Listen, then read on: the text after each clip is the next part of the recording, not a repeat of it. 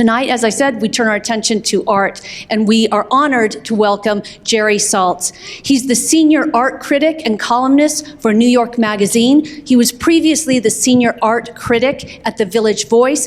He's a Pulitzer-Prize winner. Please help me welcome Jerry Saltz.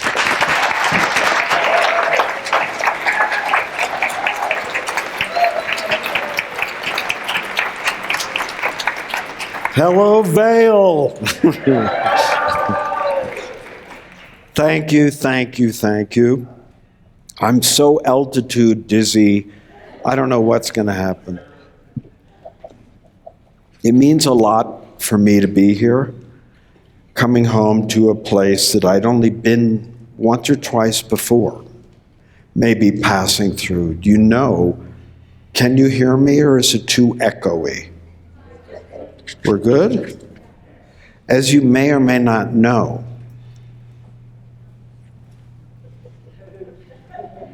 is it feedbacking? What are you doing? Stand here? Well, there goes this lecture.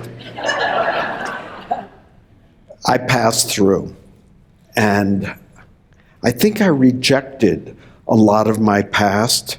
I was picked up at the airport by Ramsey Cotter, who is a dynamic, extraordinary, charismatic, energetic person who kind of knocked me out with her enthusiasm. And then today I met Gabby, wherever you are, and the same to you. And I started remembering listening to the last panel. Were you there at it? Like, this is really special. I said it earlier. Thank you, Summer Vail and the symposium, for changing my life a long, long time ago in ways that I wasn't quite sure of then, that are only becoming clear to me now, that they began when I was an utter loser failure like you, to build a bridge to fucking nowhere, made out of fucking nothing. And I took that step. Probably was a miserable failure. You know, I think they had me as a teacher, and nobody took my class. I said in the last thing, everybody was boinking, but I don't have that vibe. Forgive me, you're making a face again. But I didn't know how important it was to me. Listen, what year did this place form? 62? But I mean Summer Vail Art Workshop. 71. Let me tell you something. You all are now, and we're the people my age, who all still look good, and they're good looking, and I live in New York, and I look like this. You were part of, and still are, part of an enormous molecule, a self-organizing, self-replicating system. You, how many artists are in this room with me? Poor fucking bastards.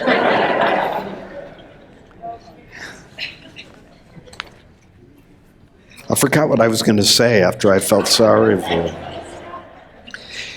You, like a pathetic mold spore, who sensed like some sap on a tree or a termite hill nearby, somehow organized itself to move towards it to eat. And then you self-replicated. And that's self-replicated. And that's still self-replicating. What happened in the early 70s of my geezer generation?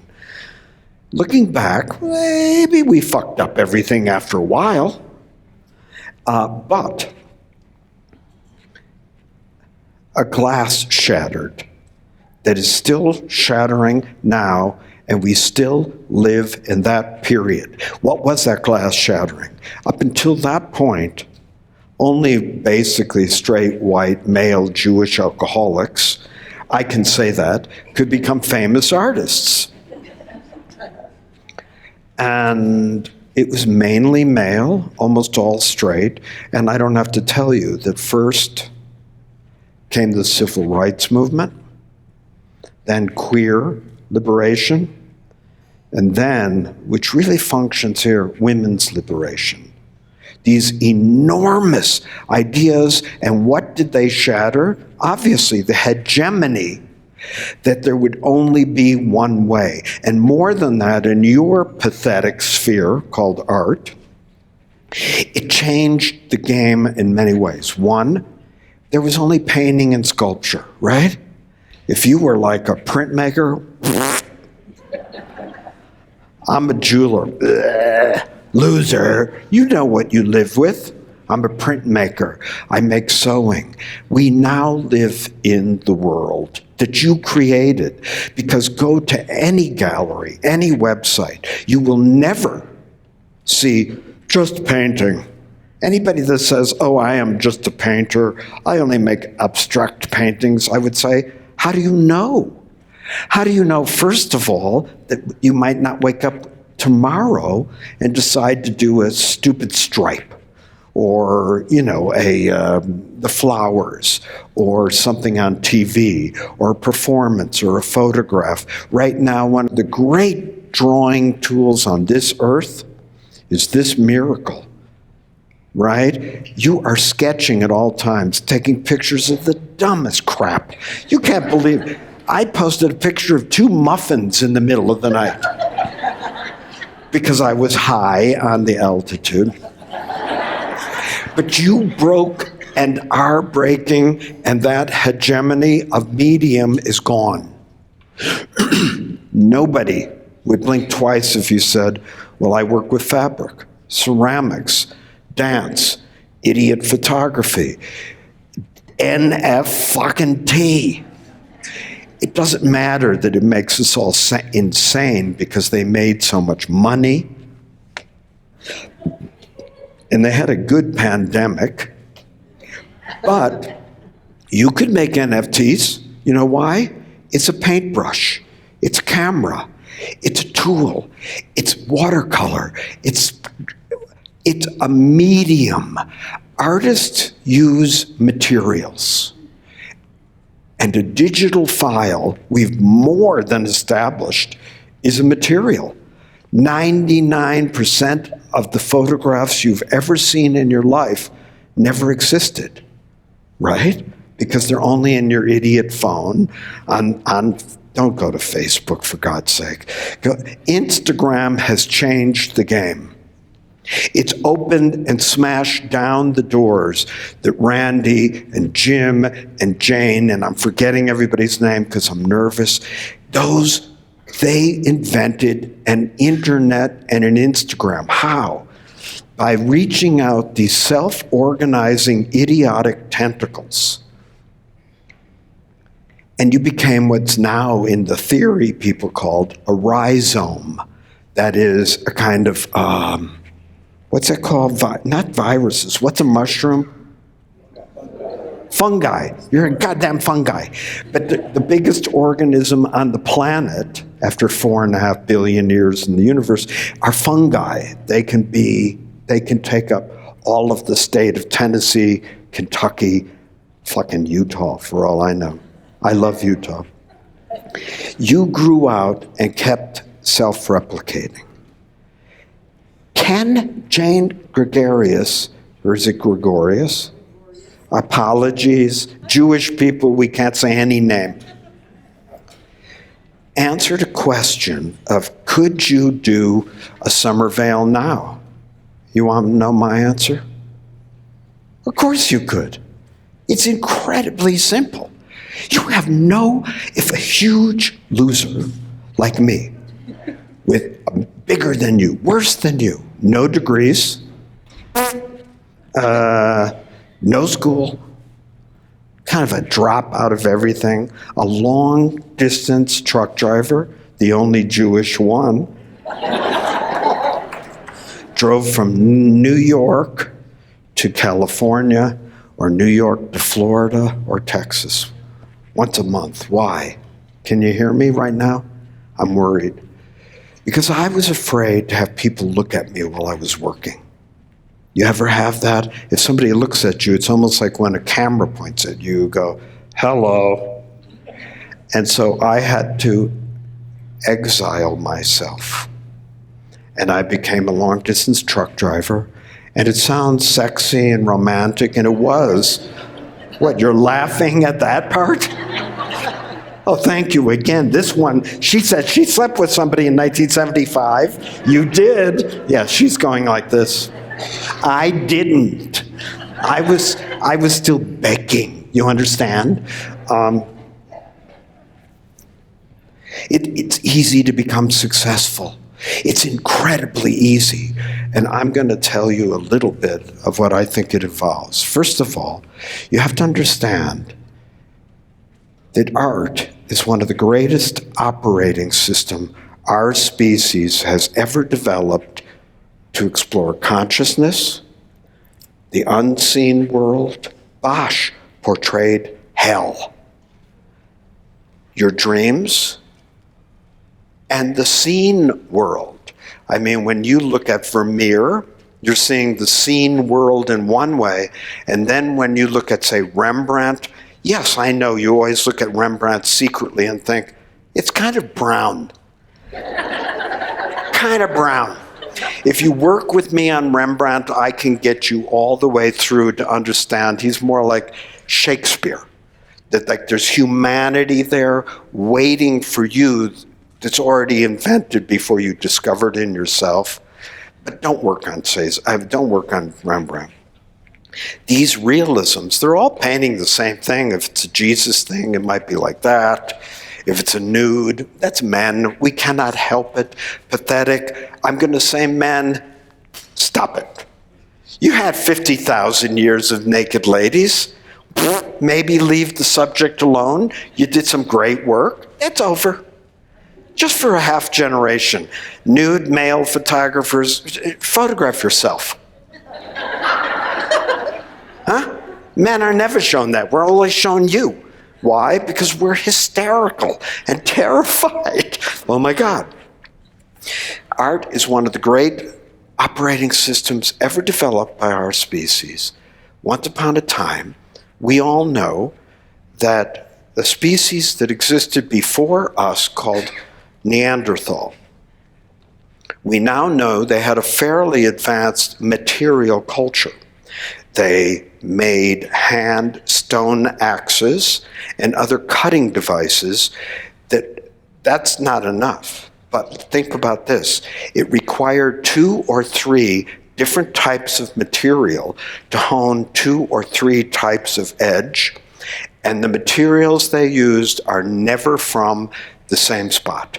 Which means, of course, they were following herds in migration, then like now, and they were crossing each other and going, well, you have this flint shit, but we've got some obsidian, and I think if we work together, and there's a third material, and then you're ready, now they're discovering there's pigment on it, right? Siennas, browns, they come from another place. So you would carry this thing around. You know, we were great fishermen. We always go, oh, we were hunting buffalo. No, we were living on fish for thousands of years. Carving them up, opening, gutting them, eating them. Neanderthal had fire. How'd that happen?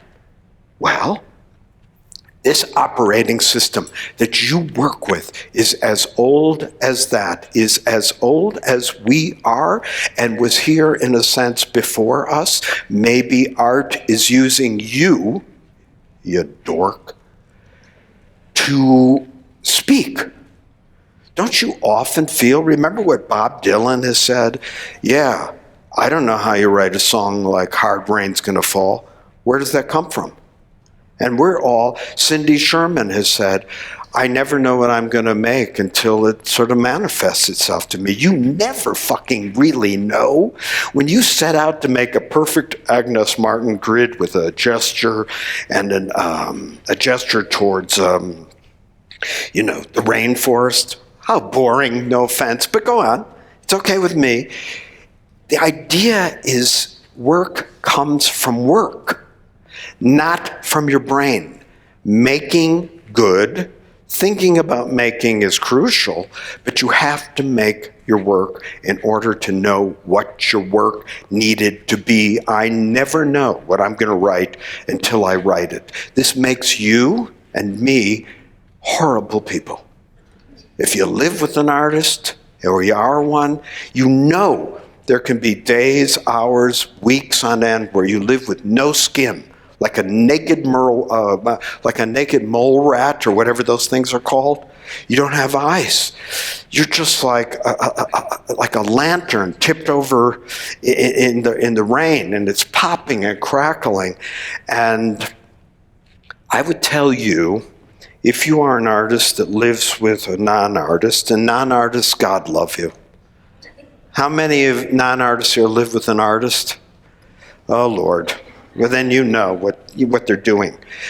My advice to artists is, when you wake up at 3 a.m, absolutely certain your work has bottomed out, that there is no hope, first thing, do not wake up the person in the bed next to you.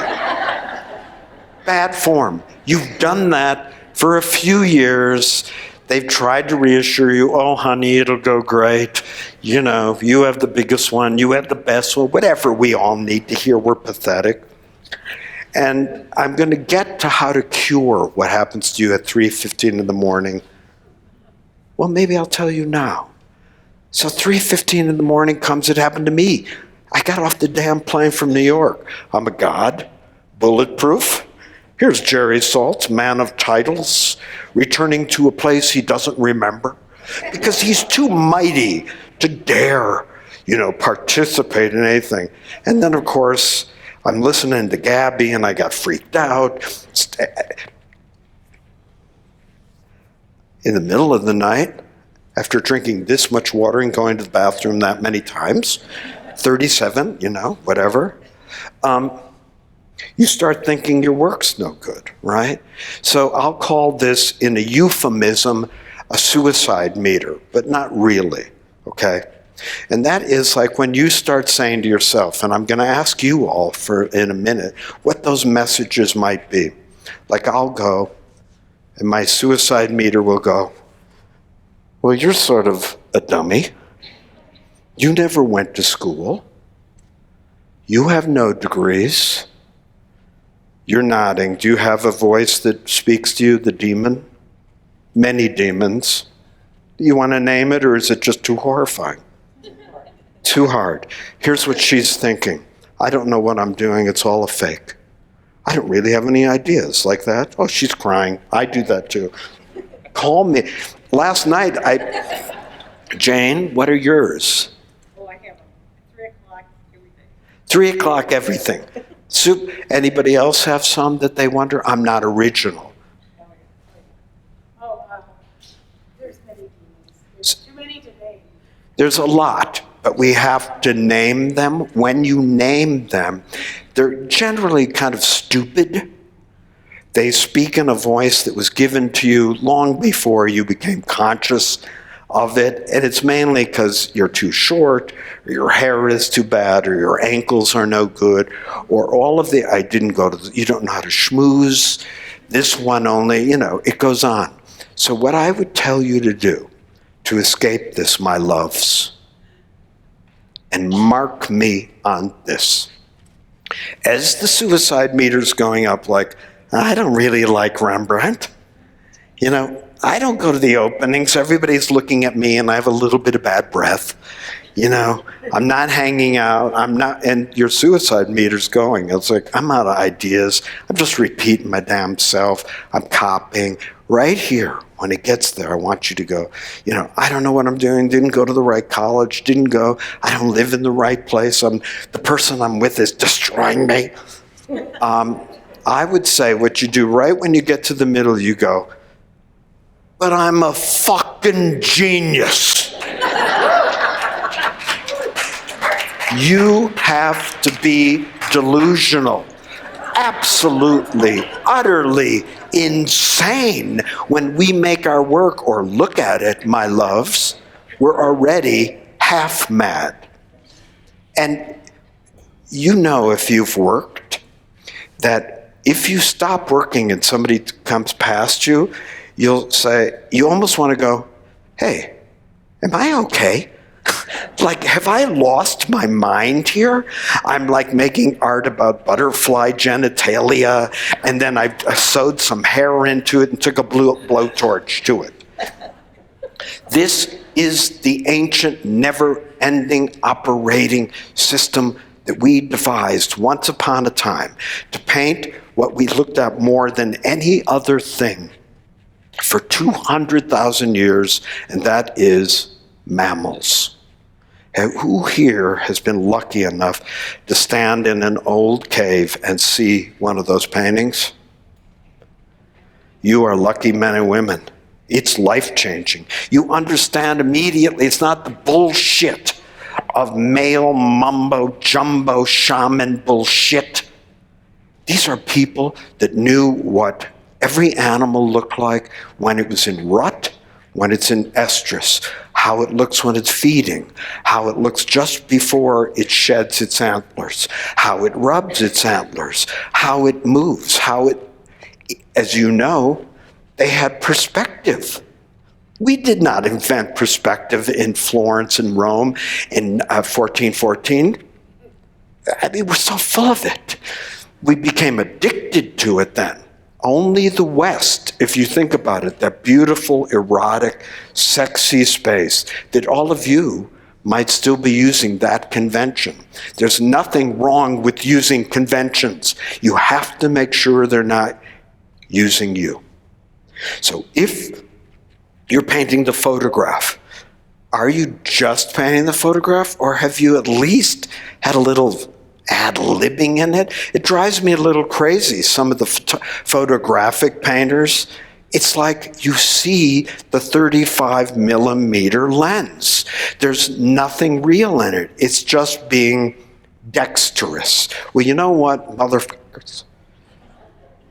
You have to redefine skill every day. You want to write like I do? It's a disaster. You can't believe what I'm doing. I'm putting stupid songs on repeat. Anybody want to name a song they've got on repeat now without being? I want to train you to have radical vulnerability. And so, you didn't name it last time, but I'm coming back to you. You got a song you're listening to? Oh, yeah. What, name it.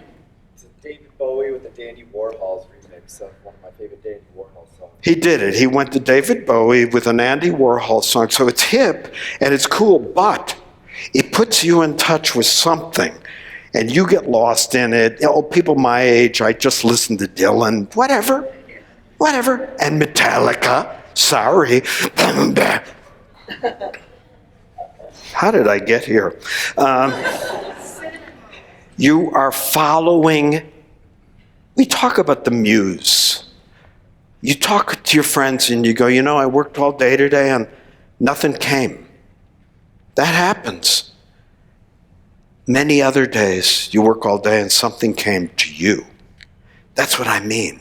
Art has, for stupid reason, you've opened up enough gates inside of yourself. As scared as you are, is absolutely guaranteed, I promise you, that you will be at almost everything you make because you are maladjusted. What do I mean? Your mothers and fathers, non-artists, brothers and sisters, are content to dance naked, alone, in private. Artists, you're fucked up. You need to dance naked in public. And you need to do it all the time, like, look at me. In some way, so much for my TED Talk.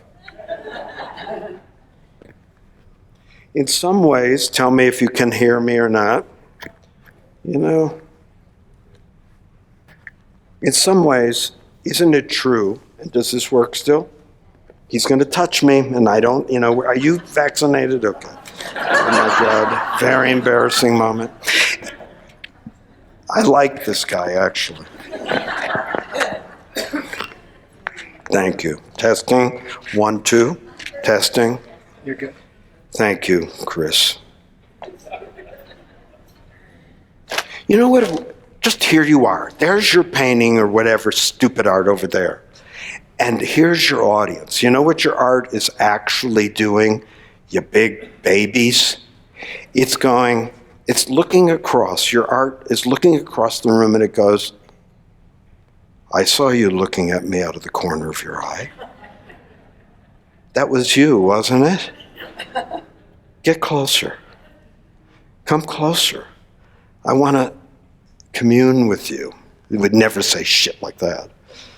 I want you to come here. I could change your life. I could love you, but you could love me. And I will live in your bedroom, living room, museum, the fuck I care. And that's what art is doing. Art is not about understanding. No one ever asks, what does Mozart mean? I don't know what you listened to for the last 17 months. I always knew Mozart, but got stuck in him in a great way during the pandemic. Just lucky, because I had no life like you. We're in PTSD of the worst kind we've ever seen. Political, social, medical. It is fucking mad. And the angel of death is still among us, right? But we live on. This is not an extinction event. But in any event, I started listening to Mozart more and more, understanding it less and less, right? You don't understand ABBA, Dancing Queen, you don't understand ABBA. You just know when you're driving on Route 70, you're like,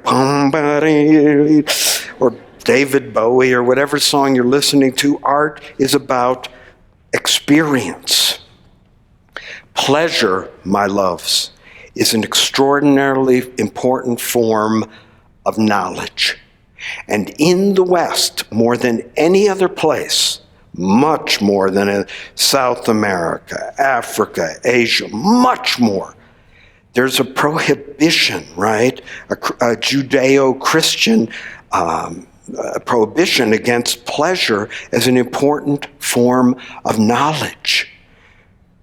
I mean, how do you shop? You're fingering like sweaters and bam, it works. Works for you. You'll be beautiful in that. Then you get it home, you end up in an idiotic outfit.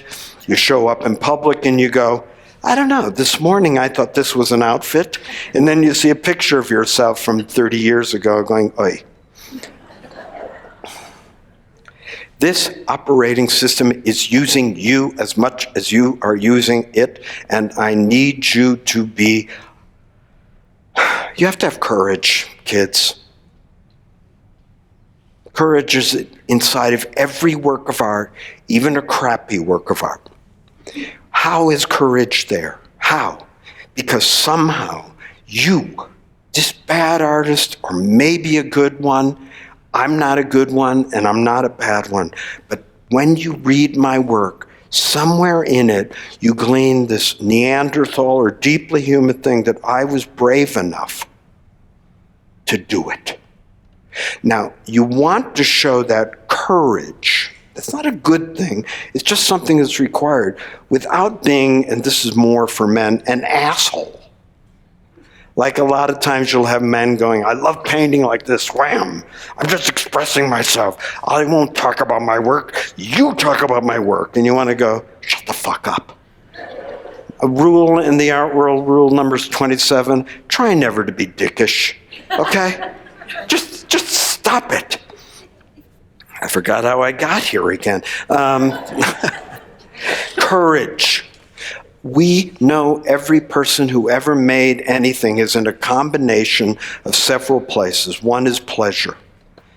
The erotics of making Think about that. Think about what you hear when you hear great music. It fills you like perfume. When you touch your stupid materials, and the painters here are like, I love the weight of cadmium red light. No one knows what they're talking about. But then the ceramicists are like, I am person of the mud. I use this kind of mud, never that. And it's like, those are the rules of the universe of operation that you are now extending as that rhizome further and further and further. And you must be afraid while going forward. I have never not been terrified when I write, and my life is worse than yours. Oh, shut up, Jerry. I was an artist before I listened to the demons that are speaking to you now. You're no good. You don't know what you're doing. You can't compete. Come on, you live in Boise. You live in, I love Boise. They took me there, I think. Albuquerque, wherever you live. I live in Jersey. I live in Aspen. I live in, fill in the blank. I don't have enough followers. Too bad. You got to make do with what you've got because you don't have any choice. This thing is over soon. 100 years from now, you're gone. I'm gone. Artists, so I listened to the demons and self-exiled. As I told you, I became a ridiculous long-distance truck driver. I met one prostitute in the whole 8 years.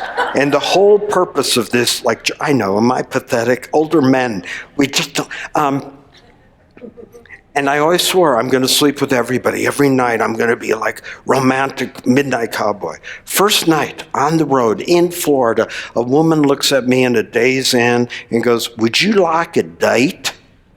And I looked at her and I went, "Oh my God, no." And I thought, I ran into my motel room, and I swore to myself that night, from now on, midnight cowboy. It never happened again. That wasn't my destiny. A lot of people like you, you're very beautiful. You have that destiny. Fuck you. I listened to the demons. Behold, somebody who listened to the demons. Don't do what I did. Don't. I love my life. I love what I do. I actually love my work when I'm not hating it, just like you. Same diff. But it hurts almost daily to not have that memory that artists have of making things with your body and having a tactile, oral, all these smells, the whole damn thing, and a fucking object. I don't have any of that. Nobody ever wants to hear writers talk about their, what's it called? Work practice or shop talk. You ever heard of writers talk shop talk? Yeah, I got a good keyboard. That's it. Where painters will yammer or sculptors forever about this kind of marble or that kind of green. I listened to the demons, and so I self-exiled. Are you doing that? Are you being born? I died. After leaving Vail, I had a tremendous success where I helped open or maybe before Vail, right before, an artist-run space in Chicago. We were successes, but the demons spoke to me. The hologram that you maintain when you're young collapses with the fake stuff that you used to hold up from your teens and then your early 20s. And mine collapsed and I exiled. I did not become what I am today, bad or good, till I was 41 years old. Have you spent that much time in the desert? Doesn't make me any better. I'm very sad that I lost that time. My wife laughs at me, but at home I'm always saying I'm in a race against time. I have so many decades to make up for. And, I'm an overachiever, you can tell. So then I go towards the asshole. You've seen me online. It's a mess, what I'm doing. I'm dancing as fast as I can. I'm writing as hard as I can. If I can't write, if writing is without you, those are my credos. I need you. And I hope someday you'll look across the room and go, oh, I could live with you. You know, I'll read you from start to finish. That's all you need from a viewer. Look at me. Just look at me and put down the assholism, the weird gestures that you make, the being used by convention, not using space in an original way, using composition in a way that's like abax. There's nothing wrong with that, but you have to redefine, reinvent skill. Because if you want to make a beautiful Mark Rothko, be my guest. I don't know if you've read about it, but I collect perfect bootlegs. I can't afford the kind of art I love, and I've been lucky enough to really discover famous artists. But I can't afford their work. And also for me, not you as a critic, my rule is I don't buy your work. Don't give me your work. There has to be neutrality between us. We can flirt with each other, try to seduce each other socially, but the minute we either blink or we have any other kind of intercourse-like interaction, we can know each other. I love talking to you online, in the internet, everywhere, in galleries, museums, everywhere. Okay, that I love. That's above board. The minute I own your work, I'm never going to write about you. That's my personal rule. I would never hold anybody else to that. So what you need to do somehow is rid yourself of all those conventions and then find a way to make the same stupid conventions with your voice. You must. Louise Bourgeois, I wrote this today. Louise Bourgeois said, tell your own story and you will be interesting. Doesn't make you good, but the minute you're around 5% of somebody being that kind of radical vulnerability, let's just say you hate Louise Bourgeois, doesn't matter to me. But you know almost instantly, this is a woman wrestling with her shit. And that's good. You know, Francis Bacon can be like making exploding popes and full of crap, but you know he's dealing with his feelings about the church, homosexuality being punishable by imprisonment, his Irishness in the middle of England not having painting after the war, or before really, because they're the most literary country in the world. They're all Shakespeare there. You go to London, you get in a taxi cab, and your taxi drive sounds like a genius. Have you ever noticed that? You can't believe it. They'll talk about a soccer game with a vocabulary that is much bigger than ours. I need you to be brave, to accept the fear that is absolutely the condition of your world. Art is not about understanding. Then how on earth can it communicate? Well, the way almost every other fucking thing communicates, if you start thinking about it, whether it, again, through sound, feeling in your space, oral, physical. We have 5 senses. We have these 2 disgustingly primitive balls of Jell-O in our head that can make out about this much of the spectrum that's in the world. And yet, for us, that's reality. We don't understand, we understand, and we experience. I think, therefore I am, doesn't make much sense. For me, it's I experience, therefore I am. Let me ask anybody to give you a model of this. How many people in this room own cats? Do you notice the cat people are sitting together? This is weird. There's like a fucking pheromone they put out. And Jane, what's your cat's name? Benjamin. Nice one. Anybody else want to tell me their cat name? Elliot. Zoe. Elliot. Zoe. Is he saying Zoe? Elliot. Elliot. Elliot. I'll take that. Anybody else have a cat name? Kathleen Turner. I met you earlier. You live in Western Kansas. You get 1 good mark for you. So, all of them are great names. So let's say I fucked this story up. How many people here own dogs? Look at them. It happened again. What's your dog's name? Toro. Toro? Fucking dogs. It's like this big, kind of strong. Nightmare. Anybody else? Clara. What? Clara. Clara? That's a cat name. Mia? Cat name. Come on. Romeo. Okay. Now let's just say, okay, you wanted to name yours. King. Romeo and King. These are dog names, right? Spike, right? So you call Romeo, come here.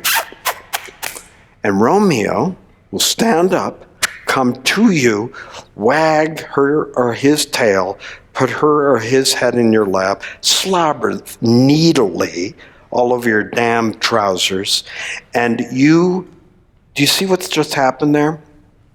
You've had a direct, understandable communication cross species. Somehow you've bridged that gap. It's fairly literal and fairly direct, not that you ever know what Spike is thinking. Now I want to go back to the cats. One more cat name? Prince. Right on the border. Gay cat. No, kidding. I can say this. I can't now? Canceled. Any other cat names? Mendel. Snowflake. I'm going with Snowflake. Is that real? My daughter. Yeah. People, parents with children that name their animals, like their dog's named Jet, the cat's named Snowflake. But here's what happens if you call Snowflake my loves. So here's me, and that's Snowflake. You ready? Come here, Snowflake. Now, what Snowflake will do is something like this. And then walk past you, if you're lucky, and go to the couch and do this. Right? And then it sits down. Maybe flicks a tail. Could give a shit about you. What has happened?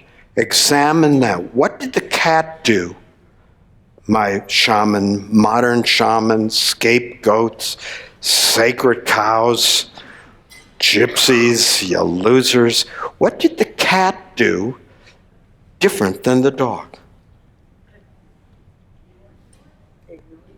Ignore, but it paid attention to you. How? Be literal with everything. Like when you see any painting, go to the Sistine Chapel. If you want to pose like David, I've done it on the floor of the Sistine Chapel. Sit there like this. And then you can be Adam going. The cat put a third thing between you and itself to communicate with you. The direct communication was not acceptable. The way the dog is able to bridge that gap, and you with the dog, you artists are cats. You put a third object between yourselves and the world. So if this is your sculpture that you want to show at Documenta or Venice, not only do you want to show it, then you want to be given business class tickets all over the world for about 5 years, and you walk into the big Documenta and you go, my art. Look at me. But there is still that third thing between you and it, and I approve of that abstract form of communication because it's bigger. You don't know how Velázquez is communing with you, but he is. And when we go to museums that I think of as ecstasy machines and wormholes and a place that you remember, all art is contemporary art. All art was once contemporary art because it was in intense conversation with the art around it. Even if it didn't know, a kitsch artist or an outsider, there's 100, you can spot different eras easily within a second of techniques, okay? I forgot what I was saying. Anyway, we commune with the ancestors in museums, and they are as alive to you in the present as they were to other people then, and you are in touch with them, and they were having a conversation going with the other painting. Let's just say it's Robert Ryman, if you know who he is. He makes an all-white painting. Very hard to understand, but when you do, it's kind of cool. And he's basically looking at abstract expressionism going, I want to make painting different. When you had Barnett Newman, de Kooning, Rothko, Klein, these old Jewish alcoholic men, making paintings like this, the next generation, their names were things like, and you'll notice another shift, their names were Jasper, Bob, Ellsworth. Do you see where that goes? It's gay, openly gay. And Warhol is the first openly swish artist, possibly ever. And the inventions that Warhol made are catastrophic. He's in the air you breathe, even if you hate the air. No one put those colors that had been here since the beginning of time together the way he put them. That was like Ornette Coleman, the jazz saxophonist in the 70s, discovered a new note on the fucking saxophone. Do that. When Pollock first made his strips, when Picasso made Demoiselles d'Avignon, the explosion that we're still living in, he said to his friends, is this a good painting? Do you know what Pollock said when he made the first strips? Is this a painting? Can you make a physical, material, actual object that came out of your idiot? If you've ever seen Jackson Pollock, no one's a worse artist. If you've seen his early work, it'll blow your mind. He couldn't draw a thing. He's worse than you are. Maybe. But what did he do? He had courage, and he willed himself to his value at that time, which was newness. He wanted to see, could I do something that might be breaking category? And he deployed something that's been with us since the beginning, since the goddamn caves. Here we are again. Something that no one thought to use in the history of art, and it was the drip in the caves. Whenever you're in caves, of course there's drips. Each generation of artists painted over the others. After mammals in space, drinking at the water holes with real perspective, what's the second most common thing you see in the caves? Handprints. And now we know beyond even a shadow of a doubt that about 51% of those handprints are women. It would go without saying that people were hanging around back there. It wasn't probably, and we only have 1% of 1% of 1% of 1% of 1% of those paintings, and that same statistic holds true for all the art ever made. It's a miracle that anything survived, and you go to the greatest museums in the world, the most, the Louvre, whatever, and you're seeing the highest of the high, and yet you too will walk past 200 paintings to get to yours.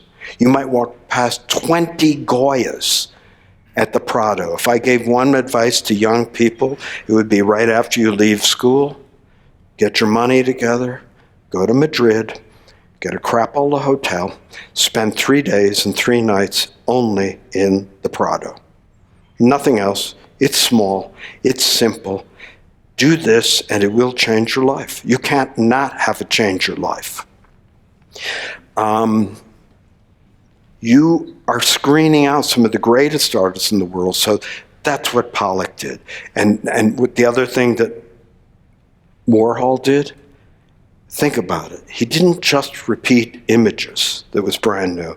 There were those skid marks in the screen. Do you remember? And you'd go, that had never quite been seen before. The deployed, intentional, accidental chance. You have to weaponize chance. Do you know what I do when I can't write? I will open any book, turn on any Dylan song, anything, and whatever they say or whatever word I read, I am a thief. I am here to eat you, to devour you, and see if I can take what I found in your DNA of your bad art and see if I can transform it. You have to weaponize chance. Listen, be looking. Never can you look too much. There are no wasted days. No wasted days. But I have the biggest piece of advice for you. Not the biggest. I'll give you 2 or 3 more. 1, work, work, work, work, work. You big babies. You big scaredy cat babies. Sorry, that's the price of admission to the house of creation. If you want to live here, you got to work. Don't tell me about paintings or sculptures or things you want to make. I am only interested in, I'm dying, right? We're all rotting. I just want now. And the past doesn't now. Work, work, work, work comes from work. It comes more from work than even research. Yes, you're building a lot of research and devices and skills and technique. All of that is your orchestra, right? Your whatever, choreographers. Jasper Johns, and I tweeted this morning, said, avoid everything you can avoid. Then do what you can't avoid doing. Do what is helpless and unavoidable for you. So when your art requires you to tell your secrets, and I never want you to give up your secrets, that's your economy. When your art requires you to come clean with the embarrassment, the horror, the thrill, you might be a perv, whatever it is, if you can get that in your work, that will be your voice. And then your technique will answer that voice. And you will have layer upon layer upon layer of originality, and only 1% of originality in a work of art can make it fucking good. You can always spot it. Say you see a lousy painting, you see the upper right-hand corner and the person put some felt on it, in 2 layers, and you go, pretty good. Pretty good. How do artists look at art? I'll show you. I'll show you how I look at art. Ready? That's the painting. I go like this because I think I'm being recognized. I am dickish. And so I'm in the galleries and I'll go like this. Now I'm going to show you how I always know when I'm around artists, other than you all smell. Kidding. That never gets a laugh. Here's how artists look at art. They're touching everything. They're around the edge. And what are you doing, artists? You're stealing. You're seeing how it was made. It's not possible, if you're into glazes, without looking at the glaze going, that one's a little bit shiny, bumpy. And that is what all of the loose operating system art is no more or less important than science, physics, economics, religion, philosophy. We as a male still culture have learned to only count to 2. It's either or. It's like art is part of the whole ball of wax, my loves. You can't separate anything out. Art is not a decorative hedge in front of the citadel of, say, religion. It was always here, just like those things in some form. And art or painting or the novel or photography or the poetry or the fuck you want to name, it will die The art world loves being an undertaker. They declare everything dead. The author is dead, painting's dead, novel's dead, history is dead. Screw being a funeral director. Things die when all the things that operating system was invented to address have been successfully addressed. Then it need not be here anymore. The problem was looked at and dealt with. That's why don't get stuck in this. Now, the other thing of your personal demons, and then, Chris, I better stop, because this is the first time I've spoken since Trump broke my country. Don't hate me. I love you. I'm an American. I'm a first-generation illegal immigrant. My father came here, the whole family wiped out by Stalin, and then some by Hitler. That is what it is, right? All of our stories are the exact same in this American diaspora that brought us here whenever it brought us. He came from Estonia. I got born here, so I can love America and then be filled with my irkdom too. How the hell did I get in the mood? Oh yeah, this is the first talk I've given in 17 months. And I was scared to shit. I was really scared. How am I doing okay, Jane? I love you. Ramsey, thank you. I was scared because when the altitude sickness hit, when all of this came on me, I thought, I've lost my timing. I used to talk for 3 hours. I'm like Bruce Springsteen. I want to kill everyone in the audience. I want no one alive when I leave, which is dickish. And it's something I have to deal with. What I want you to understand is that you must work. Be brave, have courage. And you must make an enemy of envy today. Tomorrow's a little late. Envy looks only out at the world. It never sees you. It's green. It's green for a reason. It's devouring everybody else's better hair, better features, better wallet, better marriage, better real estate, better everything. And it will eat you alive. It will eat you alive. You have to somehow get to a point, and when you are, of course I get envious. Every time I see like a catalog, I'm like, I could have written that. How come not me? Or every time you have a show, I go, what a loser. How did she get it? It should have been me. That part you can keep. The garden variety, I hate everybody. It's like when I walk around New York, every apartment I see, I go, I hate you. I want that apartment. Now that I'm 70 and I live in good real estate, all of my students say, oh yeah, that's what I think about you. I hate you. And I go, you should. My generation loved the next generations to death.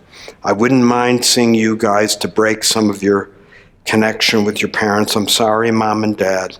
You're talking too often. You must break that connection. You must make an enemy of envy. You need to define success. Never be defined by rejection. No one can say anything to me worse than I say to myself every day. While you saw me in the damn chair, I was there, Hello, Satan, my old friend, But then you suck it up and you fail flamboyantly for people. Even if failing flamboyant is just your little, tiny, feathery brushstroke. You must do this. Your definition of success is not who's rejected you and who's accepting others. How many people does it take to have a career? Want to give me a rough idea?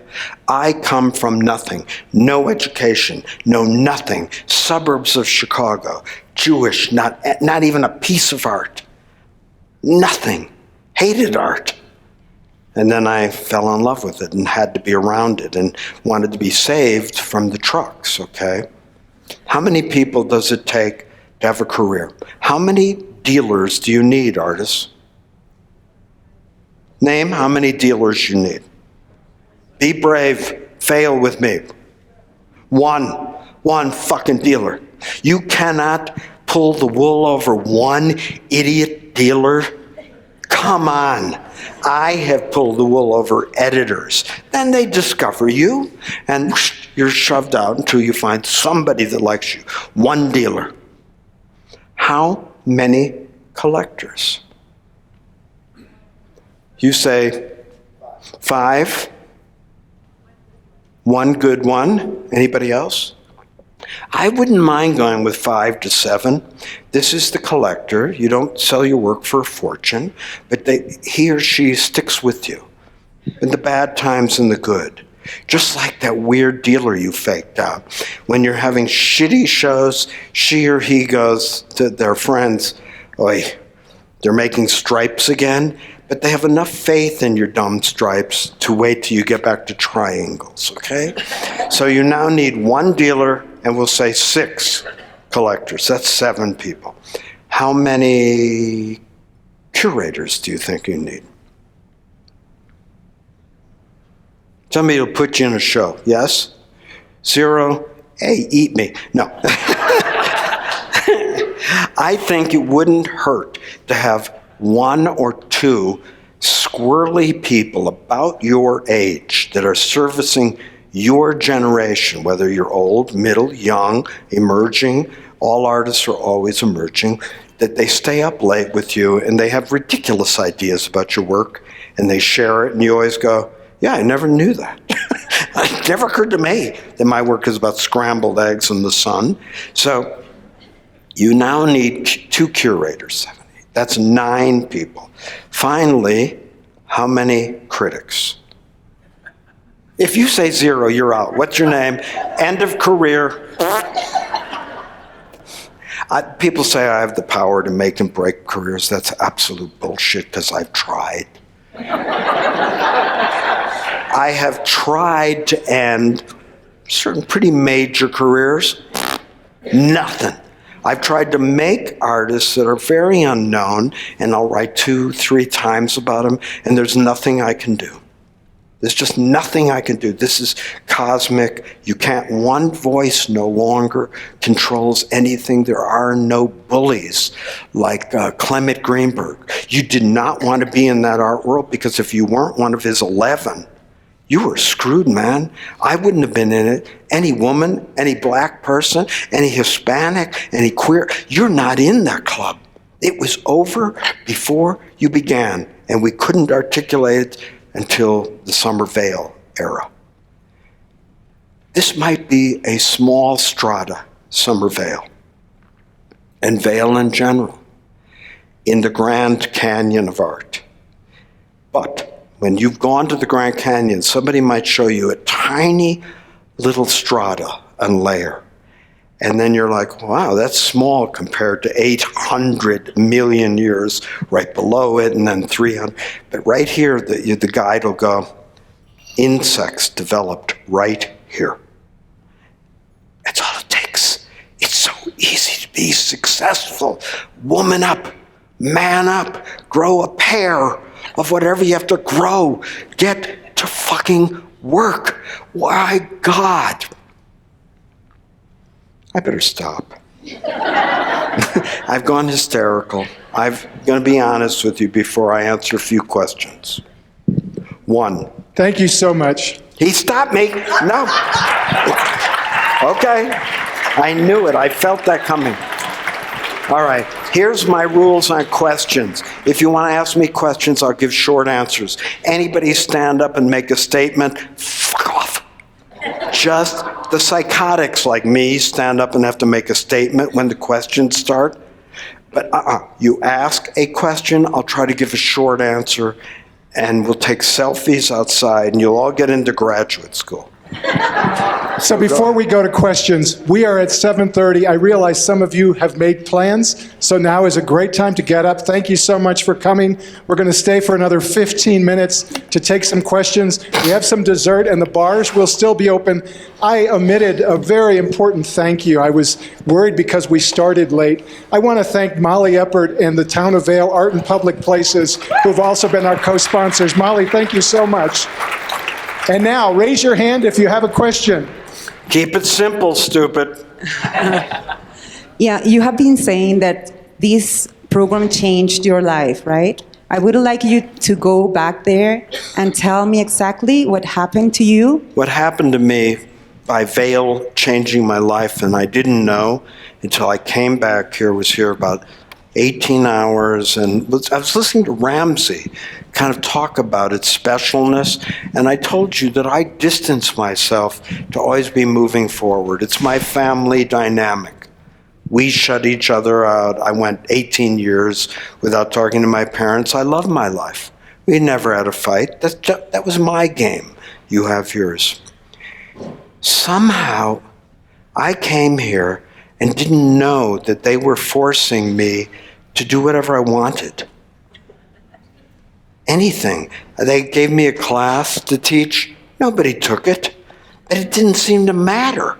I went into a room somewhere up here and taught 2 people, and I thought, I am being born. I am a god. I lectured to 2 people. And in my 2-person lecture, I still remember I gave as much of my energy. You have to give every ounce of energy away, as they say, as I give a big lecture. 2 people. I have spoken at museums on a snowstorm in Indianapolis where 2 people showed up, and I yammered for 3 hours.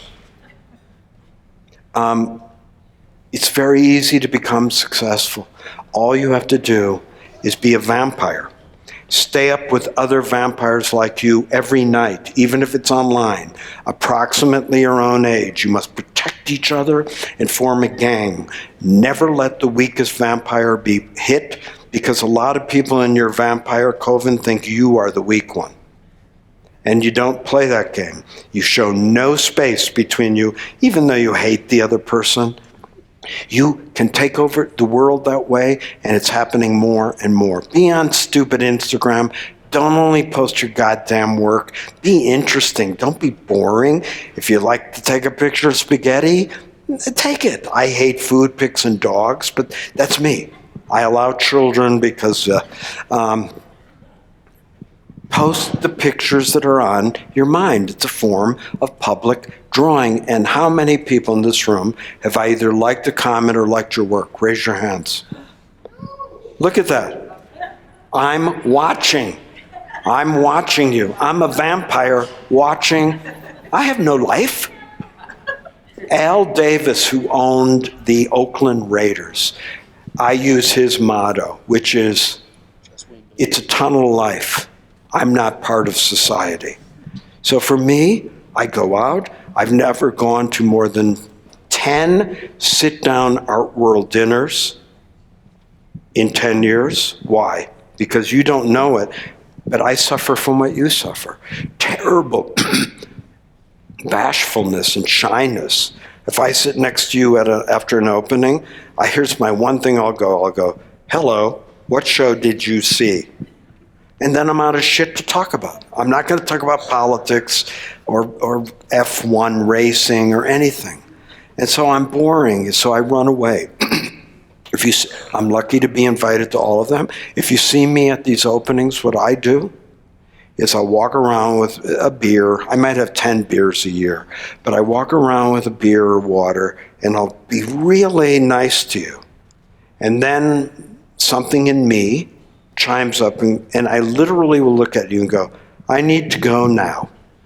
And then I'll just go to a few more people, and when you sit down to eat dinner, I'll leave. But you and you and you and you have to show up. I know you're bashful. I know you don't want to. I know you don't want to stay up late every night online or in person with your fellow coven members, but you got to. There's no such thing as one artist or no such thing as one ant. It's a group hive mind. You will die. You must have contact, otherwise you go mad. Yeah, like vampires start eating rats. So this changed my life by just simply... Here with a lot of other vampires as you. Say again. You were surrounded of other vampires. I was surrounded by vampires. I didn't feel I could blend in. But everybody there obviously felt that at the time. You're so stupidly centered. Although they all stayed here, and I had to walk to Vail, or wherever this town is, and I was all by myself trying to get girls to come. A total failure, but I had a blast. They were having fun. These were Nebraska people. I am a son of the suburban Great Lakes Midwest, and I found an even more ridiculously Midwestern type than me, although my accent is worse. And next question. Oh, even Jerry, in your talk, you mentioned that systems like Instagram have blown apart the hegemony of art media. Any what? Have blown apart the hegemony of art media. It's blowing up. Now we all see everything at the same time, everywhere, all the time. Right. Yeah. And so one of the side effects of that is that it's dropped all of the barriers to entry, and a lot of bad art gets stuck up on Instagram. How do you sift through what's great and what's not? This is important. What's your first name? Brewer. Brew? Yeah. That's a good name. You can get famous with Brew. Jerry? Dead name. Nobody you know is named Jerry. Dead name. Brew. I'm going to broaden your question and address something that we're all aware of, especially after George Floyd. The art world took too long to wake up. We can never deny that. It goes without saying. We kept out women, we kept out everybody out. But now the art world is very, very, very interested in artists of color, queer, Asian. Fill in your demo. I often, people say to me, well, there's a lot of fucking mediocre shit getting through. And my answer is always the same. It will be sorted out. And there was a lot of mediocre stuff that got through in the first 50,000 years. You may love the paintings of an artist named Sean Scully. That's mediocre to me. The guy's making stripes. Too many stripes. Stop with the stripes. You may love him. Fill in your own. If he can have a $1 billion career, you can. No matter how dumb you are. And yes, you're in a show because you're an Asian Ecuadorian queer. Okay? But we just, like I say, went 50. So don't worry it. When you're my age, younger people, you'll sort it all out. The mediocre ones will drift away. And when you get jealous about all the money they're making, don't. Of course you hate people for making money. It goes without saying. I hate them. I mean, anybody that makes a lot, because I want it. That's the American way. Nothing wrong with money and ambition. Be ambitious. Any more? And then I want a few more. I forgot your name. I know you so well. Joanne. I know you from New York, and she's a famous art advisor. Where do you live now, Joanne? I live in the Midwest and in the Vail Valley, in Edwards, What was Colorado. the second one? Edwards, Colorado, just down the road. And do you live in St. Louis, is it? Cleveland. Good memory, Cleveland. Not even close. Close Okay. enough. Joanne, what's the big question? I'm scared of her slightly. No, I'm going to take your directive and not go with a meta question. I'm actually going to go pivot to pragmatic. And I agree with you, we're at an inflection point the past 16 months in the arts, real inflection point. And so there are a lot of people here who've been cooped up, who haven't had that ability. We can't all get to the Prado, one of my favorite places, great suggestion. But if you can't do that and you want to learn and you want to look, are there particular publications, websites, podcasts, et cetera, that you would most recommend What as a do I starting do point? to see Thank with you. my vampires that have been alone for 17 months and PTSD and social and the angel of death, and we're not really being real, even though right now we're here? But if one of you isn't vaccinated, and I don't know, as an old person living with an immunocompromised wife, it makes me nervous. I'm not going to have a big political shithouse on you. I'm the loser. It makes a little nervous. So we are still keeping our distance. We're not really back. This is an illusion. And we're thrilled. We need to be around each other. You need to see as much as you can. Try to get out again. Put the madness of aloneness a little bit behind you. Yes, you're going to be looking around going, on Instagram, they're all eating dinner, and I'm not. I have that, and all I know is just show up, man. Show up. Good things happen to people that show up. I showed up for 30 or 40 years after I failed that way in order, and this is my disease, to never show up again. You see? I found a way to get invited, to get looked at, to have a little attention paid to me where I could stop showing up, and it hurts still. But it's just my hologram. Yours is almost the exact same. Was this the last one, Chris? Hi. I'll let black and white stripe go for a short one after that. Then we eat, take selfies. Don't come to the men's room with me, for God's sake. Two men. You got it, I promise. Oh, thank you. I promise I won't follow you into the men's bathroom. But I did want to say is that I resonate with so much of what you've shared, just going beyond fear and going beyond doubt and going beyond the mind that tells us no, that we can't. I think because you have that, you can't have fearlessness without fear, and that tension so serves us. But one thing I like to do is what you do, something that no one has done before, creating that super niche. And when I feel like you do that, you create something for others to tap into. So I was wondering, if it were up to you, how would you see, if everybody saw themselves as an artist, because I feel like math is an art, science is an art, just in a different spin, what would that world look like to you, where everybody was in that creative space? I think that's a great question. What would I think if everyone was an artist, if it kept expanding? I think we always have been artists. That the return we made during COVID, very briefly, was the conditions of the cave. You were working in smaller spaces, different materials. Mom and dad were there, for God's sake. The kids are there. The dog is grandma is like cooking soup, and it stinks, and it's a mess, and everybody's screaming, and that's how art was made for roughly 1 million years. And so everyone is an artist. I would say just do what you want, and if you can get 9 people, you should be just fine. I don't need more than 9. How big does the audience? I do need more than 9.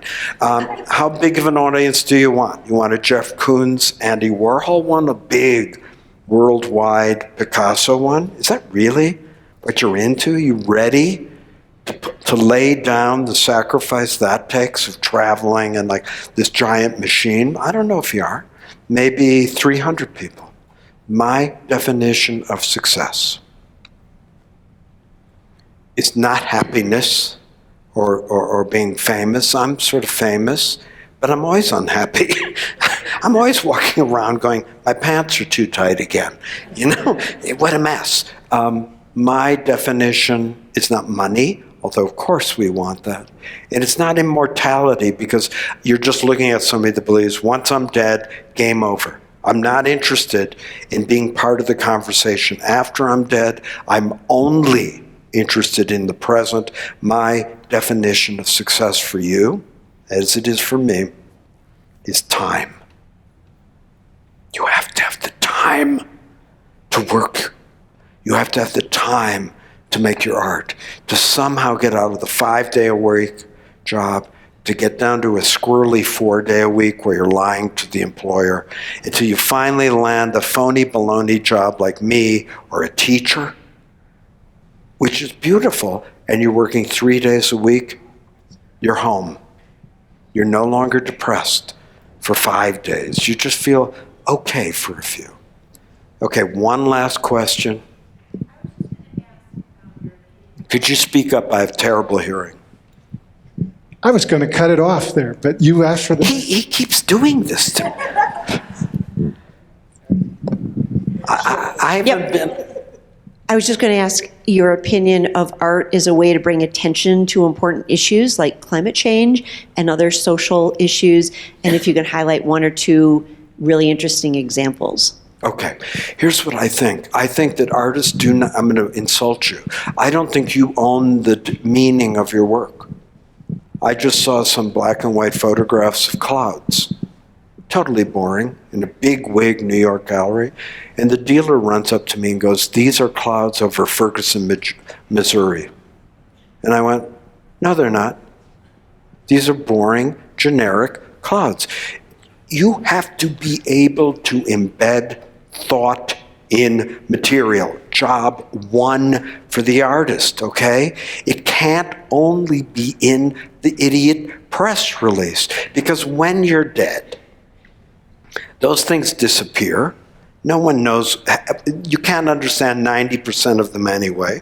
I've never understood a word of art form, although I wish I could write that way. You have to get it in your material. Your work has to be perforce on its own, if nothing else, convincing. I don't have to like it.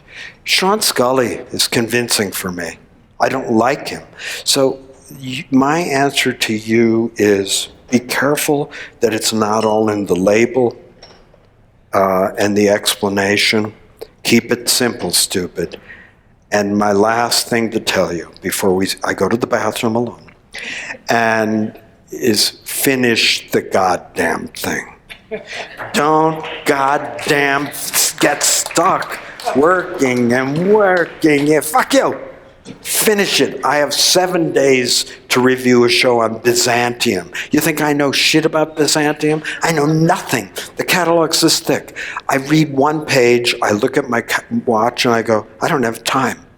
I have to go alone into my idea of whatever Byzantium is. You don't even know what the Holy Roman Empire is, right? And then I have to make it up. We're all learning on the job. Follow me on Instagram, Jerry Saltz.